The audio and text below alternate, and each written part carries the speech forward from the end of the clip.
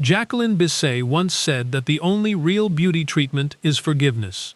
She announced this live on national television, in front of the entire entertainment industry, with an orchestra playing her off the stage, and she ignored the music completely. That moment tells you almost everything you need to know about her. She was born in 1944 in wartime England, the daughter of a Scottish doctor and a French-trained lawyer who had fled Paris ahead of the Nazi advance, pedaling a bicycle to the coast and talking her way onto a British troop ship. It's the kind of family origin story that sounds fictional, but it set the tone. The Bissets were people who survived things. Childhood was cold in every sense. Ancient cottage, damp winters, a brother she once walloped with a stool, a memory she has recalled with some satisfaction over the years. Her real passion was ballet. Margot Fonteyn was her idol, and she trained seriously until the verdict came back. Too tall, wrong feet, unsuitable. Then at 15, something far worse. Her mother was diagnosed with multiple sclerosis.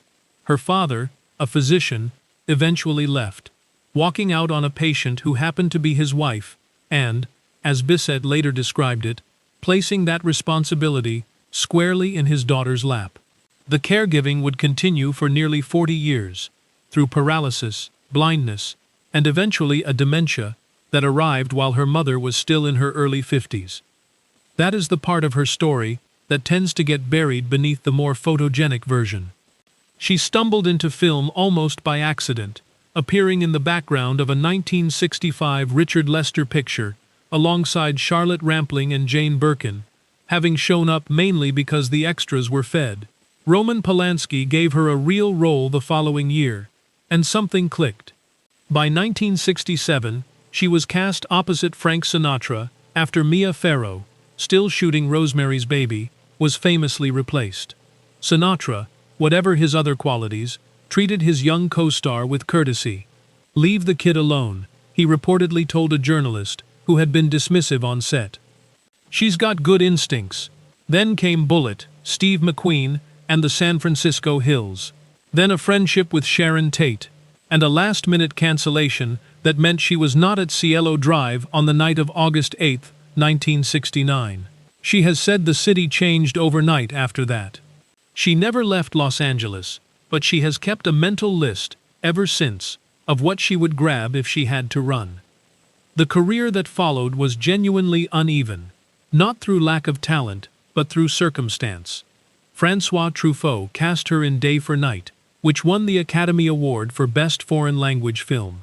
Claude Chabrol directed her in La Cérémonie, which earned her a César nomination. These are the films that define her actual range. Between them came Obligations, a disabled mother in England, a mortgage in the canyons, and an industry that kept offering her the role of the beautiful woman in the background.